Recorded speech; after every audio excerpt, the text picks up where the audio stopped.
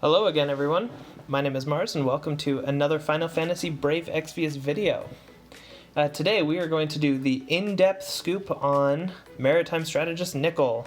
So for those of you who were fortunate enough to pull him, congratulations, and for those of you who have pulled for him and have not yet got him, best of luck to you, because man, this guy's awesome. He's got such a huge kit, he's got so much flexibility, so he leaves a lot of people wondering what exactly to do with him.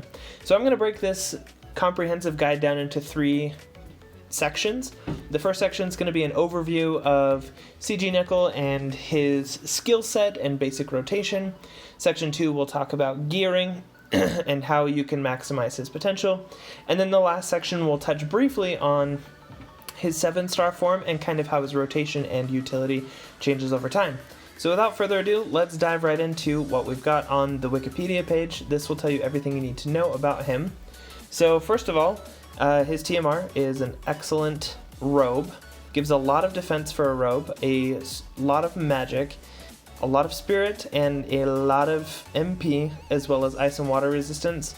So if you use mages, if you use CG Nichol, even if you use magic tanks, this is a very high tier TMR, so definitely recommended. As far as stats go, his largest stat by far is his MP, which is 209 base and can be potted up an additional 75.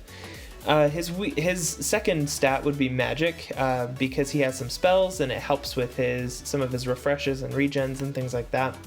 His spirit is also okay, and his HP is a little bit sad, so that's why when you do builds for him, you want to make sure you have him potted on his HP and kind of pump that up a little bit. No innate resistances. His equipment is decent for someone in his role. He can do rods, staves, instruments, and daggers. And as far as armors go, he has cloth, light armor, and robes, as well as accessories and hats. He can use all types of black magic and most types of green magic. Not that that really matters. This stuff doesn't matter very much. What really matters is his huge bulk of different skills, and this is where a lot of people get confused. So we'll just go through them one by one, or kind of group by group, I guess, in this case. So the first 2 that we have are Iron Stance and Safeguard Stance, and they look like this. These ones are awesome because not only do their animations look amazing, but they buff your defense and spirit by 110%, and that's on demand. Not only that, it increases your limit burst gauge by 1 to 4 crystals, which is huge because we don't really have a very good source of on-demand limit burst gauge generation at this point in the game, so having this available is super awesome. Complementary to those skills, we have Furious Stance and Demonic Stance. So these 2 are the same sort of thing except for attack and magic, and they also have really dope animations. I'm a huge fan of these because they're basically some of the black magic spells, but kind of repurposed into buffs. These are awesome because 110% is a lot, and for 5 turns is a long time, and 150% limit burst fill rate for your party is also huge. I think Riku's pouch is like 200%, and that's the only one that's higher. So those skills are going to be options that you can do for buffing stats, and because he has linked stance all the way down here at level 100, it allows him to use any 2 of these in a single turn. And I'll get more into how you can use it in a rotation in a second. Sharp Kick is basically just a single target dispel. Handy when you need it, but I won't see you using it a lot with CG Nichol. Magic Restorative Stance, and let's see, I'll couple that one with Impregnable Stance. So these 2 skills are some of his extra utility skills. Magic Restorative Stance restores 40 MP to all allies, and that includes himself.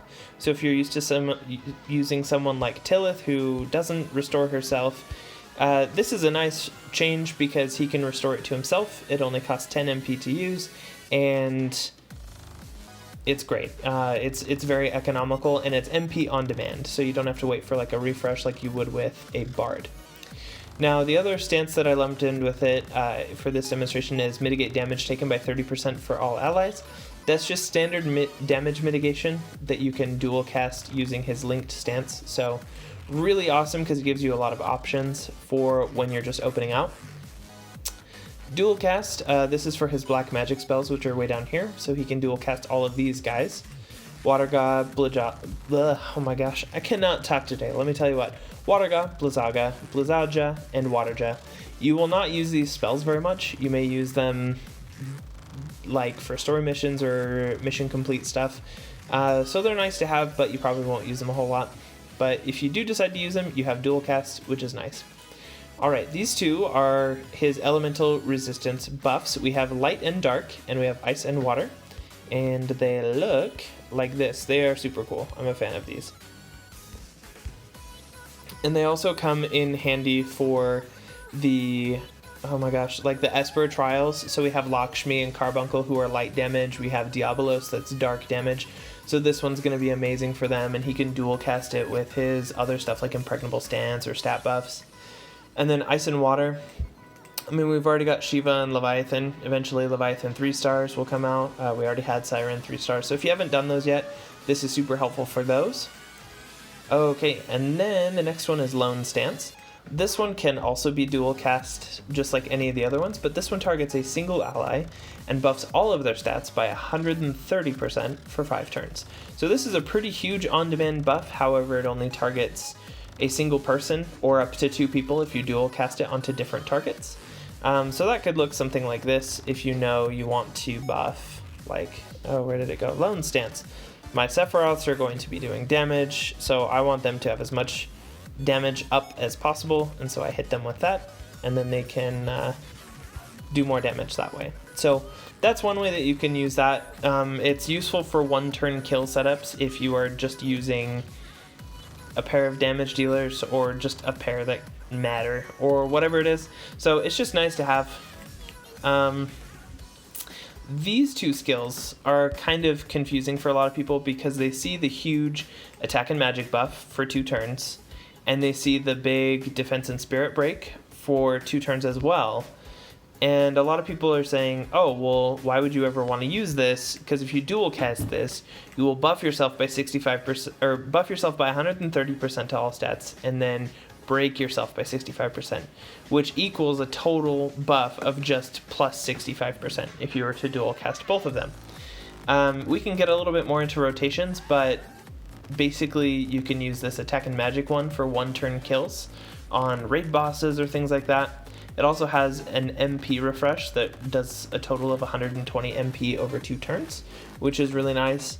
The other one has an HP heal over 2 turns. So these are 2 really potent moves, but unfortunately it does break your own party. So what that means is that if you do want to use it, you want to combine it with a unit like Schilt or Earth Veritas, who have skills like this one, Interception, that boosts attack, defense, magic, and spirit reduction, resistance, and stop resistance for all allies. So what this will do is make it so that even if Nichol's buffs try to break your party, they won't. Earth Veritas has a similar skill called Omniblock. You also have a few other people like Charming Kitty Ariana, Ilias, or Grimlord Sakura, or Tillith. I think those are most of them right there that have these skills. It's still pretty rare, but it gives you the opportunity to buff your resistance to breaks. So what you can do is you can use those on your party, and normally it would break your attack and defense and magic as part of this because we dual cast it. However, because of the resistance, we only got the buffs and we did not get any breaks. So if you have a party that you're using Schilt or Earth Veritas or Ilias or any of those in naturally, this is going to be a really OP way to give your party 130% buffs. So huge fan of that. And then the last skill to look at here is the Soulful Stance, which is kind of, it's like a generic bard song where it gives you 100% attack, defense, magic, and spirit for 2 turns to all allies, and it gives you a heal over 2 turns for all allies. And this usually hits for about 2,000 to 2,500 HP per turn, depending on the way that you've built your CG Nichol. So yeah, that's basically a quick overview of all those skills. It's got some passives, none of which are like super exciting except for Enlightened Guard, which is kind of amusing. I had this one go off in Malboro a few times where he'll counter magic attacks with elemental resistance for all elements by 40%, so that's pretty cool. Oh, and I forgot about this. Calm Awareness, he's Charm immune, so in the rare instance where that actually makes a difference, that's amusing. His passives that you do want to take note of are his MP and Spirit when equipped with a robe, so make sure he has a robe, and Magic 30% when equipped with a rod. And he has 30% water resistance. So all of these things make him into a really nice unit. Some of these status ailment resistance are nice to boot. So all in all, really robust kit with a lot of options. And then his Limit Burst is one of the nicest parts of his kit. So these are his 6-star Limit Bursts. This one is not leveled, and this one is leveled to the max. And this one gives you another option for buffing your party further with a little extra utility. So this is currently the strongest buff in the game that you can give to your party. 134% for 3 turns, which is better than a lot of his rotation, which many of the skills are 2 turns. And it removes attack, defense, magic, and spirit breaks from all allies, and it recovers 20% HP and MP. So this is an incredibly powerful Limit Burst, and in my opinion, it's one of the best ones to level, because it does only give you about 24% additional stats, but this is a Limit Burst that you will probably use frequently. So, without further ado, let's kind of look at how these skills mingle together in an opening rotation. Which skills you open with in a fight is going to depend on what sort of fight you're going into. So we know on the first turn, your Limit Burst is probably not going to be an option for a buffing move. So we have to choose something else. So your options are going to be, and since CG Nichol is your stat buffer, that's what you want him to do on the first turn. So you can either choose a combination of some of these, or you can choose Lone Stance for someone if they need it, or you can do one of these ones that also breaks your party, or you can just use Soulful Stance.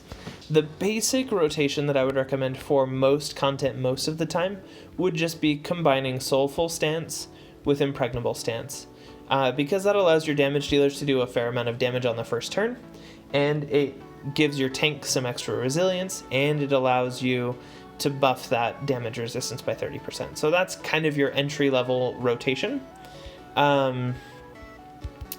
But again, it depends on the fight, because some will come out with like elemental damage on the first turn. So instead of buffing damage resistance, you want to buff elemental resistance. Or maybe, you know, you get a preemptive attack that takes your MP. Maybe you want to use an MP refresh with Nichol.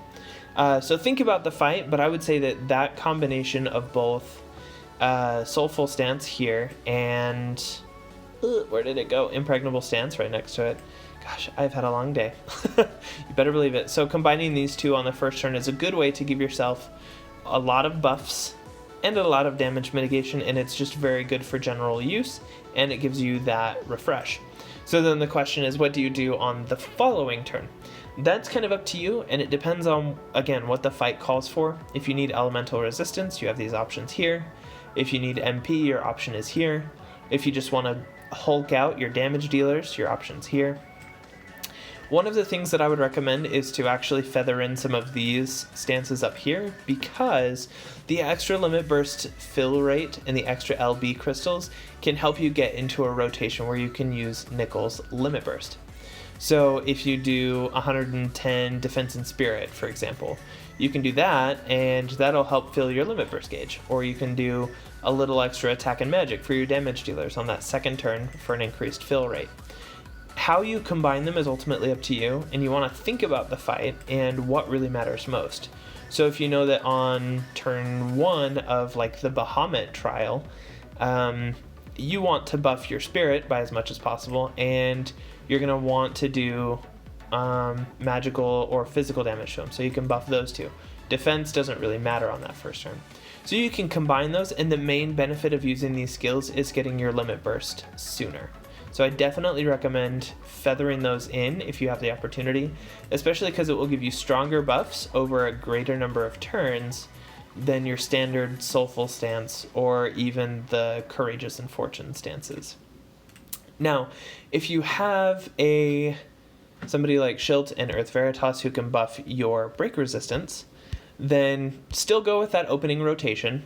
of Soulful Stance and Impregnable Stance, because then you get that nice mitigation combined with the defensive and offensive stats. But then most of the time with a tank that has this skill, you're not able to use it on turn 1 because they either have to use, like in Earth Veritas's case, you need to use Guardian, or you need to use his Provoke or something else. So on turn 1, you're not able to put up break resistance. So that first turn, you can use the Impregnable Stance and Soulful Stance. But once those fall off on turn 3, and by that time you would have had the chance to activate like Omni Block, for example, that's when you can come in with these extra spicy damage. Gosh, I can't even talk. These extra spicy buffs. So that's probably how I would incorporate those, because the majority of the time the unit that has that skill isn't going to be able to use it on the first turn.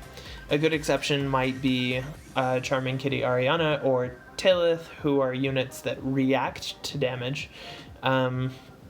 So on their first turn, they don't often have something to do. So in their case, they could do it on the first turn. And yeah, once you get into a rotation using those skills, my biggest recommendation is to keep your buffs hot with your Limit Burst once you have that maxed out, because not only does it give you the strongest buffs possible, it refreshes a lot of HP and MP on demand, but it then gives you 2 additional turns after that to either use these skills to generate LB, or to buff yourself, or to recover MP, or to do a whole lot of other things. So it really opens up your rotation to do more during those 3 turns, because, you know, the first turn you use this, you get the buffs. The turn 2 after that, and the turn 3, you can do whatever you need to. So going for an LB build is extremely helpful with that. So turn 1, you know, get your basic buffs in there. Soulful Stance, Impregnable Stance. Once you have break resistance up, if you have it, because you won't always have a unit in your party that can do that, you can use these 2, Courageous and Fortune Stance. You can use these guys for extra stats, and Limit Burst Generation, MP is necessary. And that's the beauty of Nichol's kit, is that he has so much flexibility that it allows you to do what you need in a fight. And that's kind of why a lot of people were excited about him, is because while he's not as simple as Bards, where you just tap on the screen and let the singing do the work, he can provide a lot more for your party. So that's kind of it for the first part, going over his kit and basic rotations for how to use him. So in the second part, and I'm going to cut recording, in the second part we will talk about builds and how they synergize with CG Nichol's kit.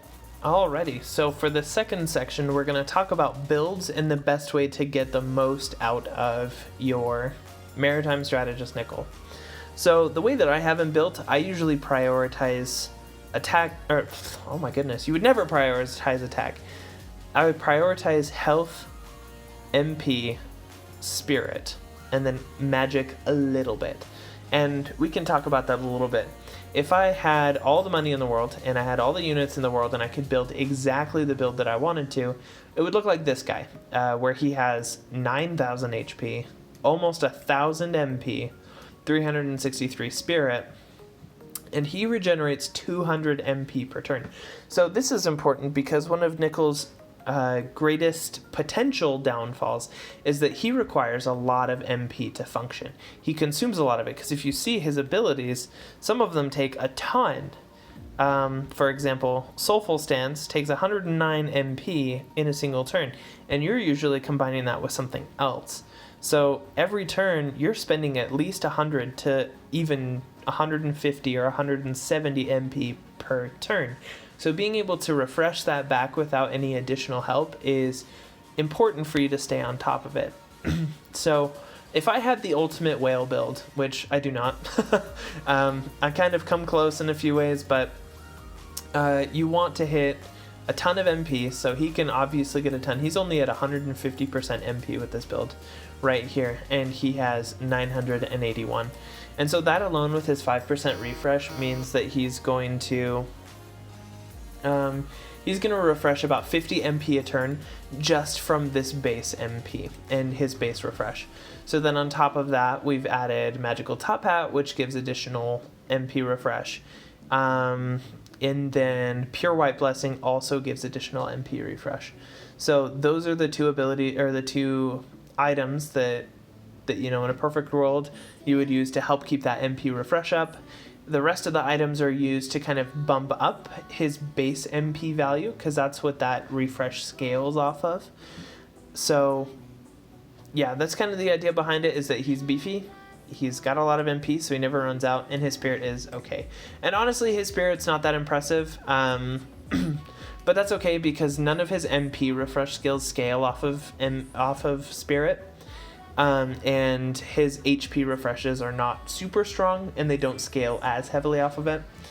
The other thing to keep in mind is that with spirit and magic, both of those skills work together with things like HP and MP refreshes. They're part of the equation. However, spirit is 5 times as potent as magic when evaluating how much HP or spirit is refreshed. Now, the other thing that I really like about this build is that it assists with LB generation. So the magical top hat has auto limit, pure white blessing also has auto limit, and lucky ingot has a chance for the user to counter with limit burst fill. So it's actually a really, really nice item to have. But again, that comes from a limited time unit, so not viable for everyone.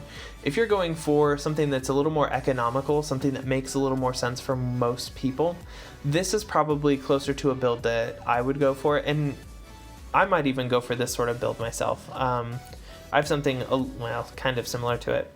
I have Elven Staff for that HP and Spirit, Trick Hat for that MP, Magic, and Spirit, and this is actually an amazing budget item for CG Nichol because of that, the combination of MP, Magic, and Spirit.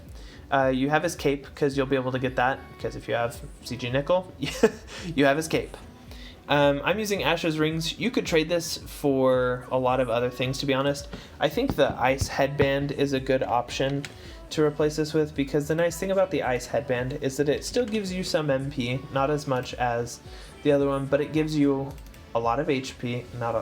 It's some HP. It's a lot more than Ash's Ring, which is 0. And it gives you some spirit. So all around, it's better geared for a support unit.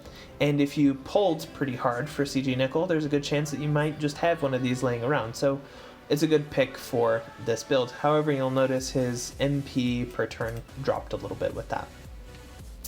We have Thirst for Survival for that extra beefiness and spirit. So you can see this build has quite a bit more spirit than the other build that we were looking at over here.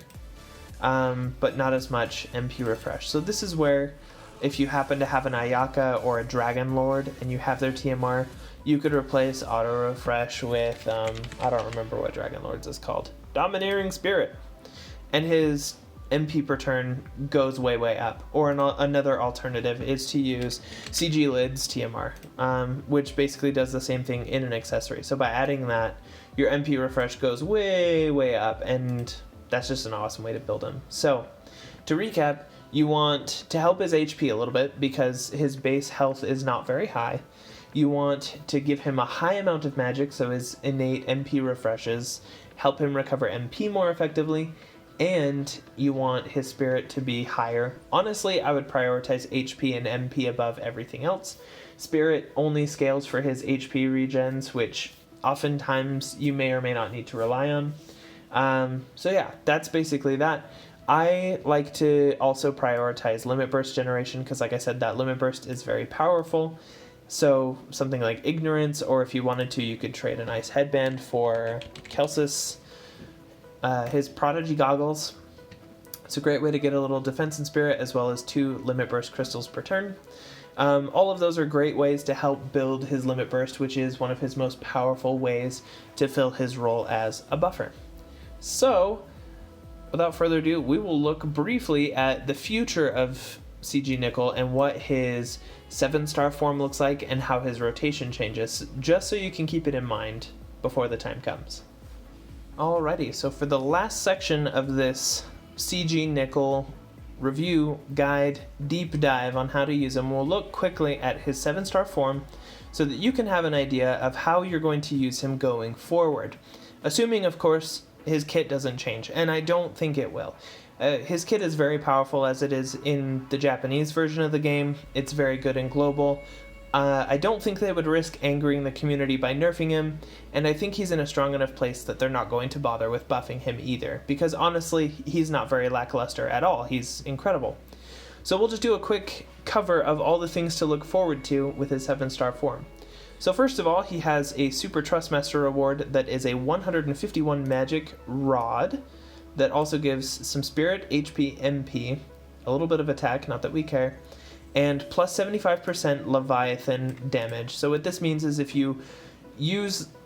the person equipped with this rod summons Leviathan, that damage will be multiplied by 1.75, so it will do an extra 75% damage, which is awesome, especially if you use summoners, and not many people do, to be honest, but it's a lot of fun. It's very cool. It's just a nice option to have if you want to do some Leviathan nuking, especially when he gets a 3-star form. But otherwise, it's a really nice stat stick for mages with 151 magic and all of that 54 spirit and extra HP and MP. Really excellent rod for magic damage dealers. It's nice for Nichol as well. Great for summoners. All around, this is a Super Trustmaster reward to be excited about. His stats, here they are. You can see them. Nothing really interesting to talk about. They just continue to evolve. The interesting thing to note about his 7-star limit burst is that the total buff increases from 134% at 6 stars to 150%, which is pretty humongous. It's pretty rare to find a buff this strong in someone who can use this every few turns. So it's honestly really incredible. And I certainly plan on using it a lot. All of these skills here are his 5 and 6-star skills. His 7-star ones start at this section right here that I have a difficult time selecting. So the first thing to take note of is when he has his normal Trustmaster equipped, which is his robe, he gets Confusion Resistance, he gets an extra 20% Defense HP Spirit, as well as an extra 20% Attack Defense HP Magic Spirit, and MP, oh my gosh, that's a mouthful, from the equipped Esper. So I'm not 100% certain, but I believe the way this works is that whatever stats you're getting from the Esper, you get an extra 20% of those stats. So for example, Bahamut at level 30, and he's only a 1-star Esper right now, he gives plus 60 to each of these stats. So you would get an extra 20% of that, so an extra like 12 or 13. I don't know, quick math in my head, and I'm tired and I don't really know anything.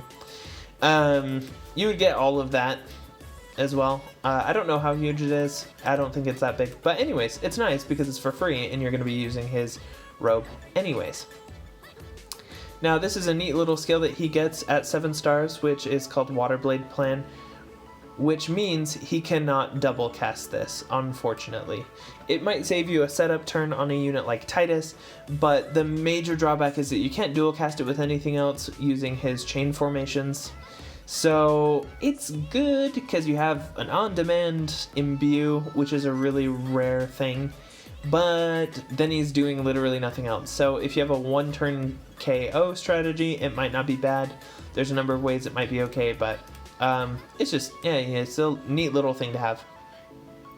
Now, CG Nichol gets really awesome in his 7-star form because of these 3 cooldown skills right here. So the first one is, these are formations, by the way, which means that he can dual cast any of them, and they're all available on turn 1. And they have different lengths of cooldown, so this one's 4 turns, this one's 6, and this one's also 6. However, if they're both available, you can dual cast multiple of these cooldown skills. Do note, however, that they have colossal MP costs, so which it's not as big of a deal because at 7 stars he'll be pushing like 2k MP. So while it may look a little bit spooky now, this is barely above like 10% of his total possible MP when he's totally kitted out. So the first one is a 4-turn cooldown that gives 100 MP, just like that. Here, everybody have 100 MP. It removes attack and magic breaks from your party, and it gives this is a single target.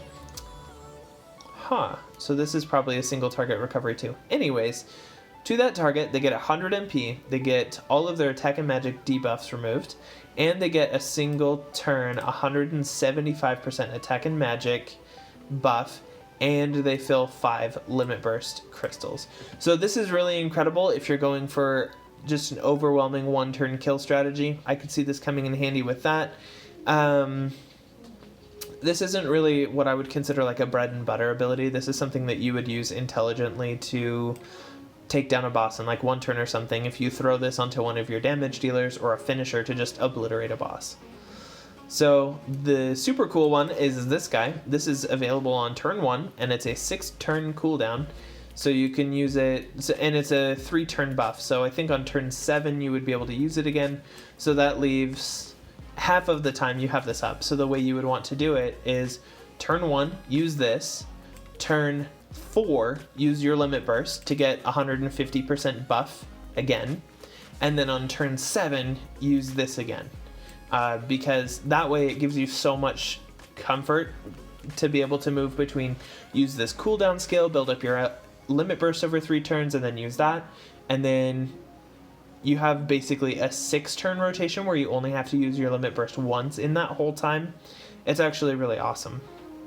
So it gives 150% to attack, defense, magic, and spirit, and it fills the summon gauge by 2 to 4 Esper orbs. I don't know what ES stands for, but it's the Esper orbs. So this will become a very important part of your rotation. Turn 1, use this. Turn 4, use your limit burst. Turn 7, use this again. Turn, what is after that? I can't math, somebody help me. Turn 10. Turn 10, use your limit burst again. Did I get that straight? Oh my goodness, I get nothing straight. I'm so tired and shouldn't be doing this. However, this is the skill to be excited about. It's amazing, and this is why you want to build your limit burst, so that you have 100% uptime on 150% attack, defense, magic, and spirit buffs. It's amazing. This other one is also a decent skill that you can throw in whenever you need it. It's a 6-turn cooldown, available on turn 1, and it's a 40% damage reduction that also fills the summon gauge. So on-demand 40% damage reduction is, well, semi-on-demand, it's a cooldown skill, but you can use it when you really need it. And this is stronger than like Misty's limit burst, unless it's fully maxed. So this is actually a really nice skill to be able to have in the back pocket, especially if you know a particularly tough threshold is coming and you don't have someone like Wilhelm to pop his limit burst to protect you. So all in all, as far as cooldown skills go, this one's the sauce, you guys. This is the one that you care about. It is so good, and this is why you want to level your limit burst, is so that you can combo it with this at 7 stars for some saucy 150% buff uptime. And then the last thing that he gets is a passive limit burst fill rate, which is amazing, because his limit burst costs a whopping 40 crystals, which is actually not that bad for a 7-star unit, especially when you add this little guy in there with the extra 25%. That helps quite a bit. It cuts it down to be more like 30 crystals to be able to use his limit burst, and you have until turn 4 until you need to use it, which is awesome. So all in all, that really helps to build that. 50% chance to auto-cast AoE fill 1 to 2 limit burst crystals at the beginning of each turn. This is ridiculous, especially if you use a party that's reliant on LBs and you're in a long fight. This can help keep your limit bursts filling more regularly. So all in all, super impressive kit. I mean, I'm a huge fan. Nichol is amazing. I'm not going to shy away from using him just because, hey, you know, people don't love it. Sometimes when you don't do budget guides or don't do budget this or that, but I'm sorry, we're moving to 7 stars in the future. Like, I'm not really interested in playing the game how other people tell me to do it. I'm excited for CG Nichol. I'm excited for the future of 7 stars. I'm excited to play this game the way that I want to, and I hope that what I can do as someone who knows the game very well is that I can help teach other people to play the game that they want, in the way that they want to as well. Because if you love a unit and the unit has all of the essentials to be strong, then you can absolutely play with all of the units that you love. So if you're somebody who didn't care for CG Nichol or didn't pull for CG Nichol, that's fine. You can get away with using Roy or Ramza or Lunera or any of those. They're all very good units. So don't feel bad if you don't have Nichol. All is not lost. It's totally fine. But he's somebody who is going to be a staple in a lot of parties that people use, and that I'm going to continue to use on my channel. But I hope that you know that it doesn't mean that I don't think about or don't care about the other options that people use out there. So, I think I've talked enough, and I think that is kind of the in-depth guide a lot of people have been looking for. So, please, did you like this video? I know it was very long, but I know people were looking for some depth on how to use this unit. If you like this, let me know in the comments below. Leave a like, leave a comment, subscribe. Do whatever you feel like you need to show me that you really appreciated this video. And if you have feedback for making better ones in the future, let me know what you'd like to see. I'm always interested in making what you would like to see. So let me know, and I'm happy to continue to make this content because I love this game and I love making videos for you. So thank you so much. Have a wonderful day, and I will see you in the next one.